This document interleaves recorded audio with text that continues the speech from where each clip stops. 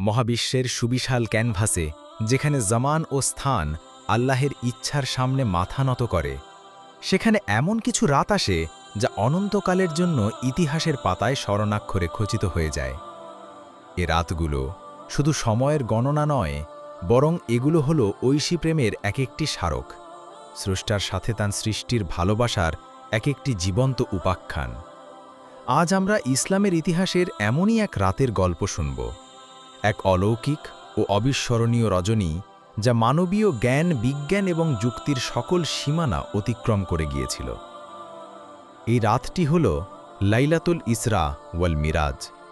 এটি ছিল মহান আল্লাহ তাআলার পক্ষ থেকে তার প্রিয়তম হাবিব রাহমাতুল্লিন আলামিন হযরত মুহাম্মদ সাল্লাল্লাহু আলাইহি ওয়াসাল্লামের জন্য এক বিশেষ সম্মাননা, এক গভীর সান্ত্বনা এবং এক মহাজাগতিক সফরের আমন্ত্রণ।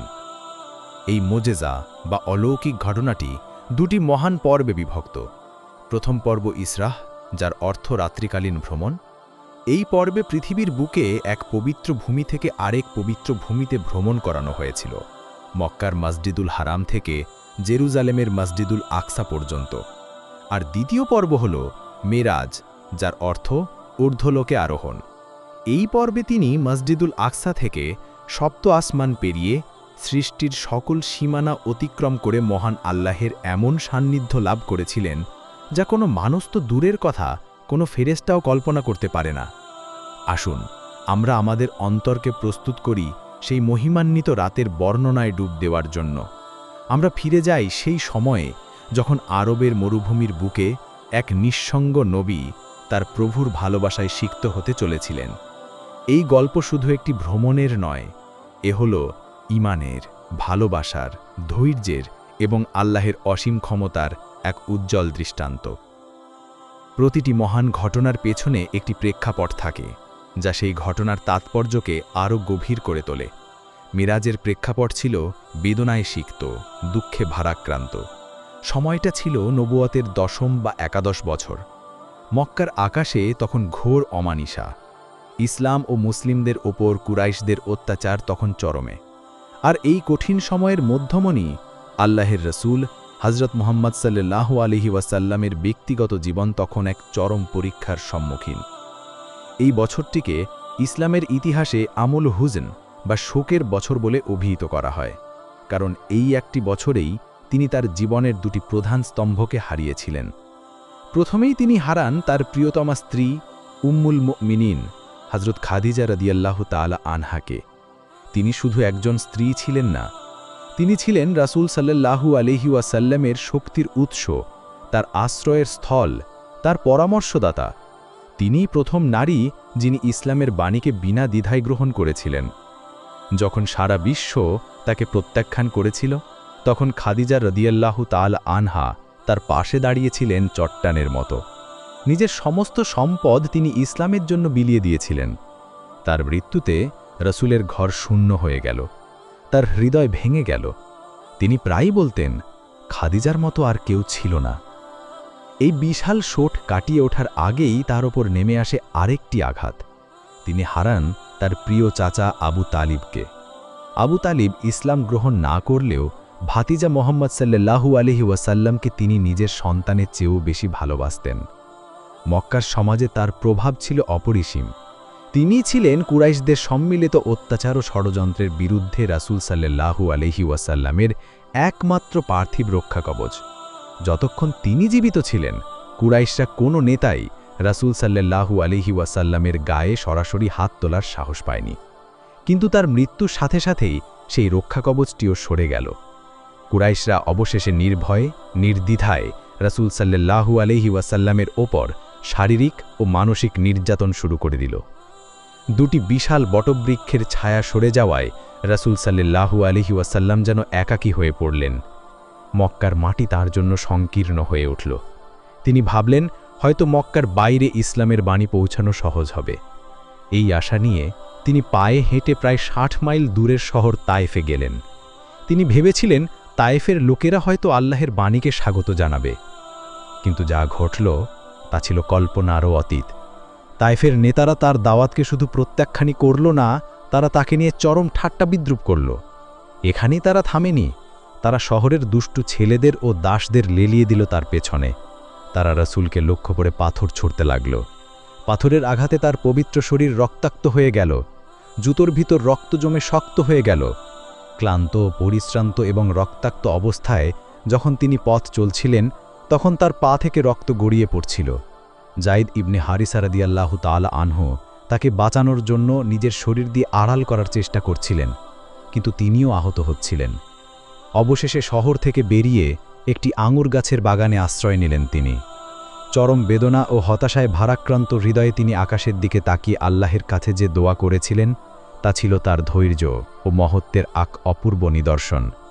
তিনি বলেছিলেন, হে আল্লাহ, আমি আমার দুর্বলতার কথা, আমার অসহায়ত্বের কথা এবং মানুষের চোখে আমার তুচ্ছতার কথা কেবল তোমার কাছেই নিবেদন করছি।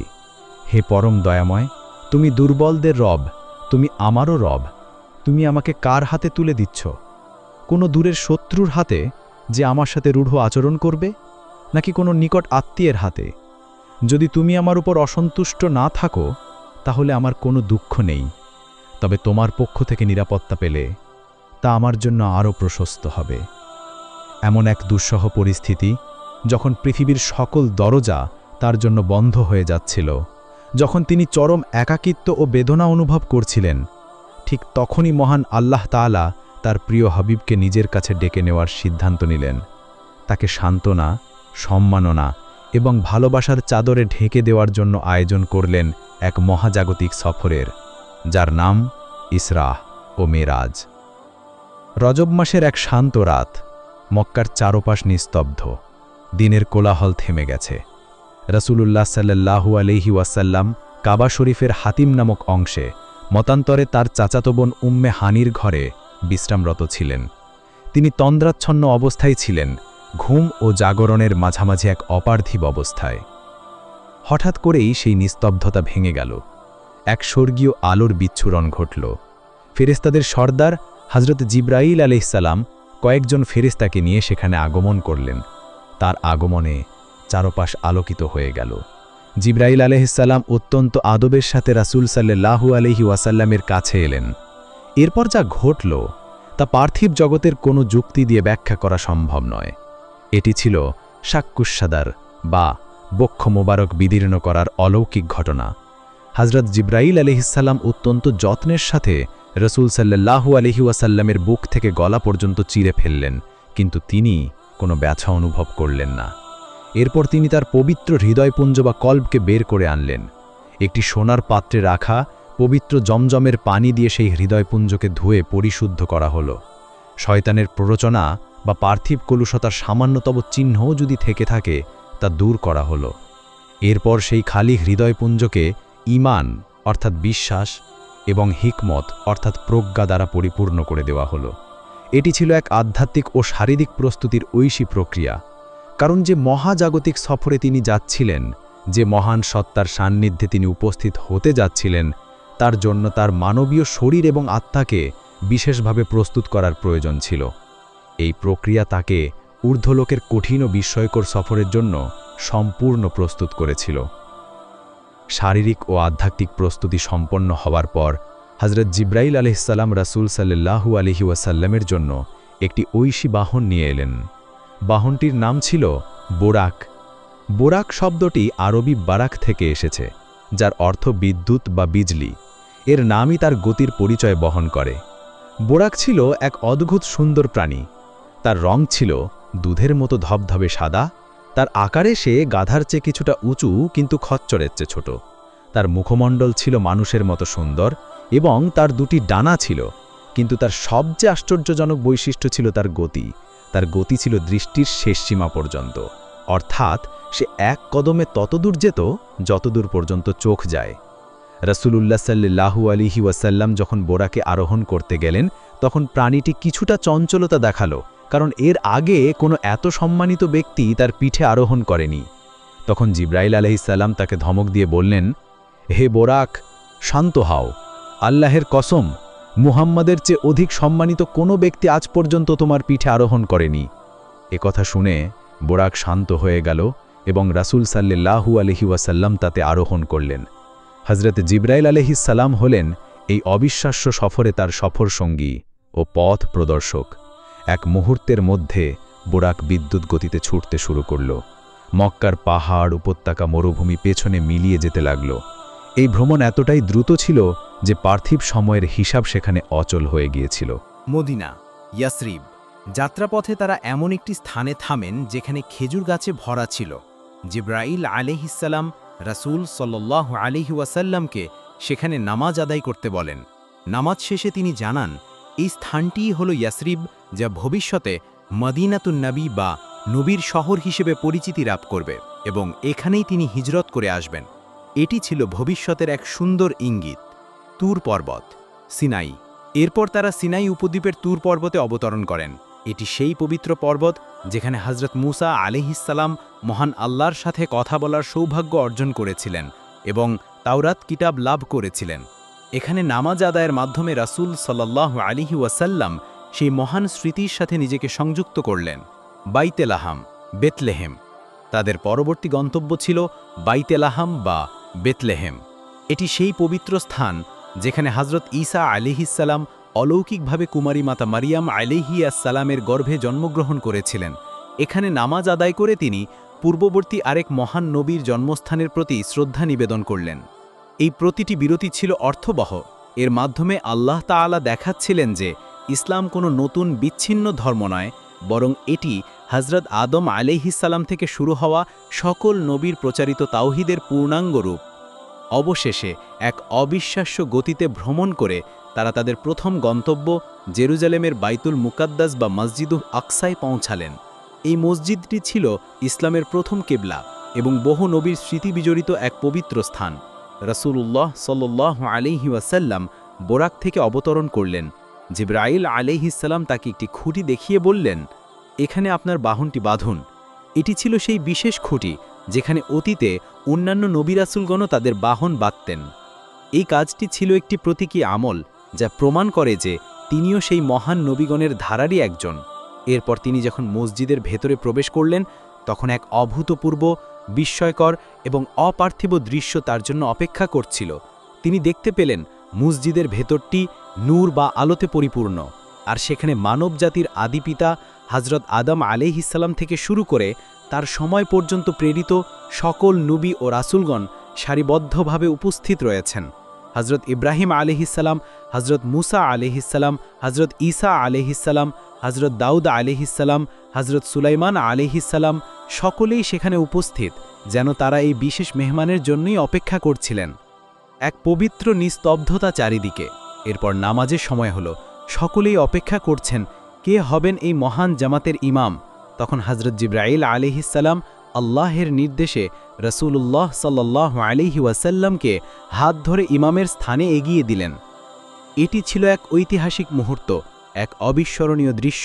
সাইয়্যিদুল মুরসালিন, খাতামুন নবিয়্যিন হযরত মুহাম্মদ সাল্লাল্লাহু আলাইহি ওয়াসাল্লাম সকল নবী ও রাসূলের ইমাম হয়ে 2 রাকাত নামাজের ইমামতি করলেন। এই ঘটনাটি ছিল এক সুস্পষ্ট ঘোষণা। এটি প্রমাণ করে যে তিনিই হলেন ইমামুল মুরসালিন এবং খাতামুন নবিয়্যিন। তার আনিত দিন ইসলামই হল পূর্ববর্তী সকল আসমানি ধর্মের পূর্ণতা দানকারী এবং কিয়ামত পর্যন্ত মানবজাতির জন্য একমাত্র জীবন ব্যবস্থা। এই নামাজের মাধ্যমে সকল নবীর মিশন তার নেতৃত্বে এসে একীভূত হয়ে গেল। বাইতুল মুকাদ্দাসে নবীদের ইমামতির পর শুরু হলো এই সফরের সবচেয়ে বিস্ময়কর পর্ব, মেরাজ বা ঊর্ধ্বলোকে আরোহণ। নামাজ শেষে মসজিদ থেকে বেরিয়ে আসার পর একটি স্বর্গীয় সিঁড়ি বা সোপান তাদের জন্য নামিয়ে আনা হলো। হযরত জিবরাইল আলাইহিসসালামের সাথে রাসূল সাল্লাল্লাহু আলাইহি ওয়াসাল্লাম সেই সিঁড়ি বেয়ে আসমানের দিকে যাত্রা শুরু করলেন। পৃথিবীর মাধ্যাকর্ষণ শক্তি, বায়ুমণ্ডলের স্তর কোনো কিছুই তাদের জন্য বাধা হয়ে দাঁড়ালো না। তারা প্রথম আসমানের দরজায় পৌঁছালেন। দরজাটি বন্ধ ছিল। দরজার বাইরে একজন ফেরেশতা পাহারারত ছিলেন, যার নাম ইসমাঈল। জিবরাইল আলাইহিসসালাম দরজায় কড়া নাড়লেন। ভেতর থেকে পাহারাদার ফেরেশতা জিজ্ঞেস করলেন, কে? জিবরাইল আলাইহিসসালাম উত্তর দিলেন, আমি জিবরাইল। প্রশ্ন এলো, আপনার সাথে কে? জিবরাইল আলাইহিসসালাম বললেন, মুহাম্মদ সাল্লাল্লাহু আলাইহি ওয়াসাল্লাম। প্রশ্ন করা হলো, তাকে কি আসার জন্য আমন্ত্রণ জানানো হয়েছে? জিবরাইল আলাইহিসসালাম বললেন, হ্যাঁ, তাকে আমন্ত্রণ জানানো হয়েছে। এই কথা শোনার সাথে সাথে দরজা খুলে দেওয়া হলো এবং পাহারাদার ফেরেশতা বললেন, সুস্বাগতম, কি উত্তম এই মেহমানের আগমন! প্রথম আসমানে প্রবেশ করে রাসূল সাল্লাল্লাহু আলাইহি ওয়াসাল্লাম একজন বিশাল আকৃতির লোককে দেখতে পেলেন। তার ডান দিকে যখন তিনি তাকাচ্ছিলেন তখন হাসছিলেন এবং বাম দিকে যখন তাকাচ্ছিলেন তখন কাঁদছিলেন। জিবরাইল আলাইহিসসালাম পরিচয় করিয়ে দিলেন, ইনি হলেন আপনার আদি পিতা হযরত আদম আলাইহিসসালাম। তার ডান দিকে রয়েছে তার জান্নাতি সন্তানের আত্মা, তাদের দেখে তিনি হাসেন। আর বাম দিকে রয়েছে তার জাহান্নামী সন্তানের আত্মা, তাদের দেখে তিনি কষ্ট পান এবং কাঁদেন। হযরত আদম আলাইহিসসালাম তার মহান সন্তানকে দেখে অত্যন্ত আনন্দিত হলেন এবং তাকে হে সৎপুত্র ও সৎ নবী বলে উষ্ণ স্বাগত জানালেন এবং তার জন্য দোয়া করলেন। এরপর তারা দ্বিতীয় আসমানের দিকে অগ্রসর হলেন। একই রকম প্রশ্নোত্তর পর্বের পর দরজা খুলে দেওয়া হলো। সেখানে তিনি অত্যন্ত সুন্দর ও সৌম্যকান্তির দুজন নবীর সাথে সাক্ষাৎ করলেন। তারা হলেন হযরত ইয়াহিয়া আলাইহিসসালাম এবং তার খালাতো ভাই হযরত ঈসা আলাইহিসসালাম। তারা দুজনেই রাসূল সাল্লাল্লাহু আলাইহি ওয়াসাল্লামকে হে সৎ ভাই ও সৎ নবী বলে আন্তরিক অভ্যর্থনা জানালেন এবং তার নবুয়তের স্বীকৃতি দিলেন। তৃতীয় আসমানে পৌঁছে তিনি সাক্ষাৎ লাভ করলেন সৌন্দর্যের প্রতীক হযরত ইউসুফ আলাইহিসসালামের সাথে। তাকে এমন অতুলনীয় সৌন্দর্য দান করা হয়েছিল যে বলা হয় পৃথিবীর অর্ধেক সৌন্দর্য যেন তার একার মধ্যেই কেন্দ্রীভূত ছিল। তার ধুতিময় চেহারা দেখে রাসূল সাল্লাল্লাহু আলাইহি ওয়াসাল্লাম মুগ্ধ হলেন। হযরত ইউসুফ আলাইহিসসালাম অত্যন্ত সম্মানের সাথে তাকে স্বাগত জানালেন। চতুর্থ আসমানে তিনি হযরত ইদ্রিস আলাইহিসসালামের সাথে সাক্ষাৎ করলেন। তিনি সেই নবী যার সম্পর্কে পবিত্র কোরআনে বলা হয়েছে, আমি তাকে উচ্চ মর্যাদায় উন্নীত করেছি। হযরত ইদ্রিস আলাইহিসসালাম আল্লাহর প্রিয় হাবিবকে সাদরে গ্রহণ করেন এবং তার জন্য দোয়া করেন। পঞ্চম আসমানে তার সাক্ষাৎ হয় হযরত হারুন আলাইহিসসালামের সাথে। তিনি ছিলেন হযরত মুসা আলাইহিসসালামের বড় ভাই এবং একজন এলোকোয়েন্ট বক্তা। তিনি তার সম্প্রদায় বনি ইসরায়েলের কাছে অত্যন্ত জনপ্রিয় ও প্রিয় একজন নবী ছিলেন। তার সুন্দর দাড়ি ও সৌম্য চেহারা দেখে রাসূল সাল্লাল্লাহু আলাইহি ওয়াসাল্লাম মুগ্ধ হন। হযরত হারুন আলাইহিসসালাম তাকে স্বাগত জানিয়ে তার সফলতা কামনা করেন। এরপর তারা ষষ্ঠ আসমানে পৌঁছালেন। সেখানে তিনি আল্লাহর উন্নতন এক সৃষ্ট এবং প্রতাপশালী নবী কালিমুল্লাহ বা আল্লাহর সাথে সরাসরি কথা বলার সৌভাগ্য অর্জনকারী হযরত মুসা আলাইহিসসালামের সাথে সাক্ষাৎ করেন।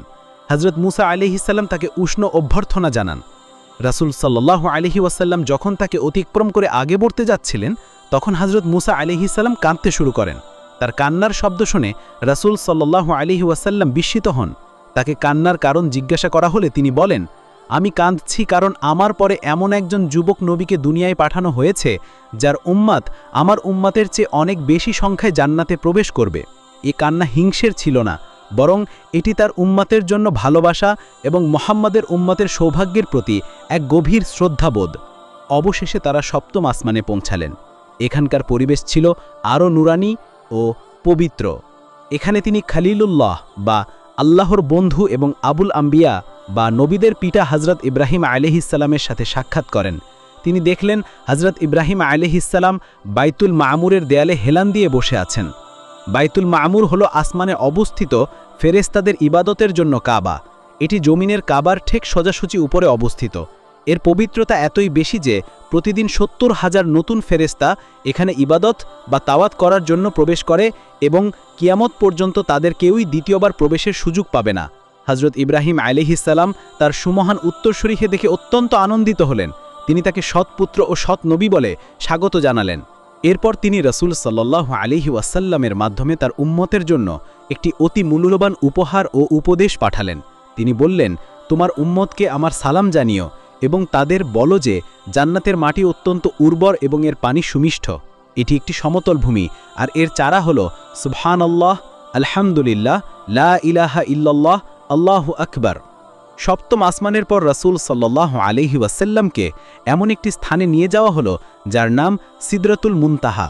এর অর্থ হল শেষ সীমানার কুল বা বরুই গাছ। এটি হলো সৃষ্টির জ্ঞানের শেষ সীমা।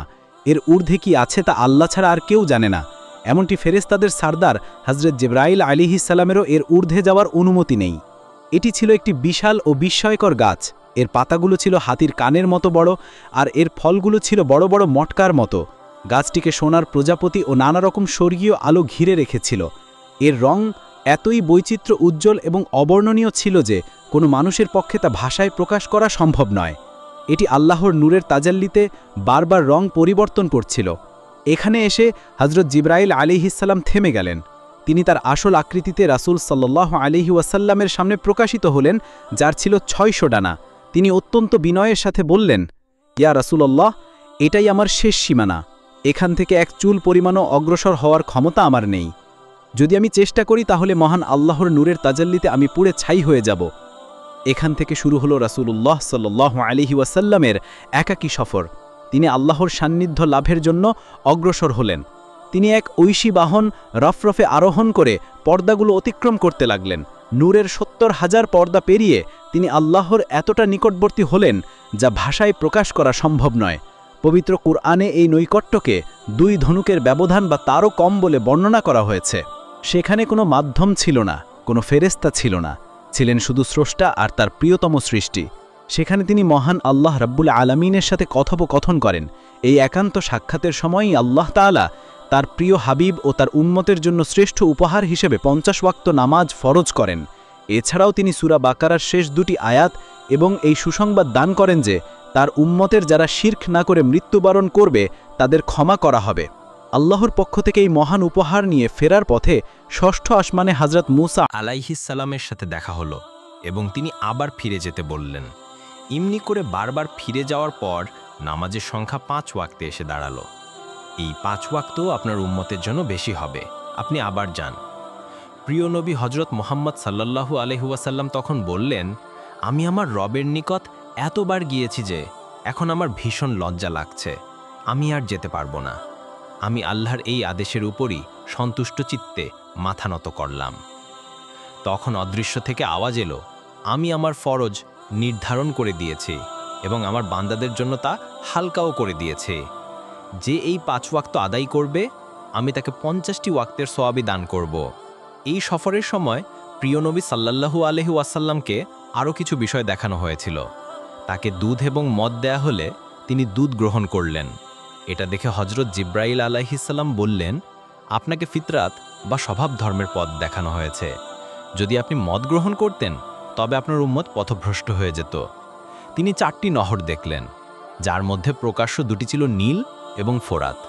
এর তাৎপর্য সম্ভবত এই যে তার রিসালাত নীল এবং ফোরাত নদীর তীরবর্তী সজীব এলাকাসমূহে বিস্তার লাভ করবে। তিনি জাহান্নামের দারোগা মালেক ফেরেশতাকে দেখলেন, যিনি কখনো হাসেন না, তার চেহারায় হাসি খুশির কোনো ছাপও নেই। আল্লাহ তাকে জান্নাত ও জান্নাম ঘুরিয়ে দেখালেন। ইয়েতিমের ধন সম্পদ যারা অন্যায়ভাবে আত্মসাৎ করে, নবী সাল্লাল্লাহু আলাইহি ওয়াসাল্লাম তাদের অবস্থা দেখানো হলো। তাদের ঠোঁট ছিল ওটের ঠোঁটের মতো। তারা নিজেদের মুখে পাথরের টুকরার মতো অঙ্গার প্রবেশ করাচ্ছে, আর সেই অঙ্গার তাদের গুহদ্বার দিয়ে বেরিয়ে যাচ্ছে। তিনি সুদখোরদেরও দেখলেন, তাদের পেট এত বড় ছিল যে তারা নড়াচড়া করতে পারছিল না। ফেরাউনের অনুসারীদের জাহান্নামে নেওয়ার সময় তারা এসব সুদখোরকে পায়ে মারিয়ে যাচ্ছিল। জেনাকারীদেরও তিনি দেখলেন, তাদের সামনে তাজা ও পবিত্র গোশত এবং দুর্গন্ধময় পচা গোশত রাখা ছিল, কিন্তু তারা ভালো গোশত রেখে পচা ও দুর্গন্ধময় গোশত খাচ্ছিল। যেসব নারী স্বামী থাকা সত্ত্বেও নিজ গর্ভে অন্যের সন্তান ধারণ করেছিল, প্রিয় নবী সাল্লাল্লাহু আলাইহি ওয়াসাল্লাম তাদেরও দেখলেন। তিনি লক্ষ্য করলেন যে ওইসব মহিলার বুকে বড় বড় কাঁটা বিধিয়ে শূন্যে ঝুলিয়ে রাখা হয়েছে। মেরাজের কার্যাবলী সমাপ্ত হওয়ার পর রাসূল আকরাম সাল্লাল্লাহু আলাইহি ওয়াসাল্লাম পৃথিবীতে প্রত্যাবর্তনের জন্য পুনরায় রফরফে আরোহণ করে সিদরাতুল মুনতাহায় আসেন এবং সেখান থেকে বোরাকে আরোহণ করে মক্কায় প্রত্যাবর্তন করেন। আল্লাহর এই অপূর্ব মহিমা কোনো মানুষের পক্ষে বোঝা সম্ভব নয়। এই দীর্ঘ সফর এবং গন্তব্যস্থলে পৌঁছে বিভিন্ন কার্যক্রম সমাধান করে রাসূল আকরাম সাল্লাল্লাহু আলাইহি ওয়াসাল্লাম যেই বিছানায় শায়িত ছিলেন, ফিরে এসে দেখলেন সেই বিছানার উষ্ণতা তখনও বর্তমান। এমনকি রওনা করার সময় তিনি যে অজু করেছিলেন, সেই অজুর পানি তখনও গড়িয়ে পড়ছে। তিনি ঘর থেকে বের হওয়ার সময় যে শিকল নেড়েছিলেন, সেই শিকল তখনও নড়ছিল। এই দুর্ভেদ্য তাৎপর্য একমাত্র আল্লাহ পাকই বলতে পারেন। মিরাজ থেকে ফেরার পর দিনে ভোরবেলা অন্ধকার থাকতেই রাসূল আকরাম সাল্লাল্লাহু আলাইহি ওয়াসাল্লাম কাবা ঘরে নামাজ পড়তে যাচ্ছিলেন। পথে দেখলেন এক বৃদ্ধা কাঁদতে কাঁদতে কোথায় যেন যাচ্ছে। রাসূল আকরাম সাল্লাল্লাহু আলাইহি ওয়াসাল্লাম তাকে কাদার কারণ জিজ্ঞাসা করায় সে বলল, বাবা, আমি এক ইয়াহুদির বাড়িতে আটা পিষার কাজ করি, কিন্তু আমি অসুস্থ বলে আজ আমার যেতে দেরি হয়ে গেল। এই দেরির কারণে আমাকে অনেক বকুনি ও নির্যাতন ভোগ করতে হবে, সেই ভয়ে আমি কাঁদছি। দয়ার নবী বৃদ্ধার কথা শুনে বললেন, তুমি কেঁদো না, আমি তোমার সাথে গিয়ে ইয়াহুদির নিকট তোমার জন্য সুপারিশ করব। তিনি তার সাথে গিয়ে ইয়াহুদির নিকট বললেন, জনাব, এই বৃদ্ধা মহিলাটি খুবই অসুস্থ, তুমি তার ওপর জুলুম করো না, তার কাজটি আমি করে দিচ্ছি। ওহে, তুমি কি কাল রাতে আসমান ভ্রমণ করেছিলে নাকি? রাসূল আকরাম সাল্লাল্লাহু আলাইহি ওয়াসাল্লাম আশ্চর্য হয়ে বললেন, তুমি জানলে কি করে? আমি তো এখনো কারো কাছে এ কথা প্রকাশ করিনি। আমি আর বেশি কথা বলতে চাই না, আমি আপনার হাতে ইসলাম গ্রহণ করতে চাই। আশহাদু আল্লা ইলাহা ইল্লাল্লাহ ওয়া আশহাদু আন্না মুহাম্মাদান আবদুহু ওয়া রাসূলুহু। ইসলাম গ্রহণের পর লোকটি বলল, আমাদের কিতাবে লেখা আছে শেষ জামানার নবী মিরাজ থেকে ফিরে এসে একজন বৃদ্ধা মহিলাকে সাহায্য করবেন। এ কথা বলে সেই ইহুদি বৃদ্ধা মহিলাটিকে ক্ষমা করে দিল। এরপর রাসূল আকরাম সাল্লাল্লাহু আলাইহি ওয়াসাল্লাম পবিত্র কাবা ঘরে গিয়ে সমবেত লোকদের কাছে তার মিরাজের ঘটনা বর্ণনা করেন, যা শুনে কাফিররা তাকে উপহাস করতে শুরু করলেও হযরত আবু বকর রাদিয়াল্লাহু তাআলা আনহু কোনো প্রশ্ন ছাড়াই তা বিশ্বাস করে সিদ্দিক উপাধি লাভ করেন। মিরাজ ছিল একাধারে একটি আধ্যাত্মিক, বাস্তবিক এবং অলৌকিক সফর। এটি ছিল আল্লাহর পক্ষ থেকে তার প্রিয়তম বন্ধুর জন্য একটি বিশেষ সম্মাননা, উম্মতের জন্য 5 ওয়াক্ত নামাজের মতো শ্রেষ্ঠ উপহার বয়ে আনার মাধ্যম এবং ইসলামের ইতিহাসে এক চিরভাস্বর অধ্যায়। এই ঘটনা আমাদের শিখায় যে কঠিনতম মুহূর্তেও আল্লাহর সাহায্য এবং রহমত বান্দার জন্য অপেক্ষা করে। আল্লাহ তাআলা আমাদের সবাইকে মেরাজের শিক্ষা অনুধাবন করার এবং 5 ওয়াক্ত নামাজ যথাযথভাবে আদায় করার তৌফিক দান করুন। আমিন।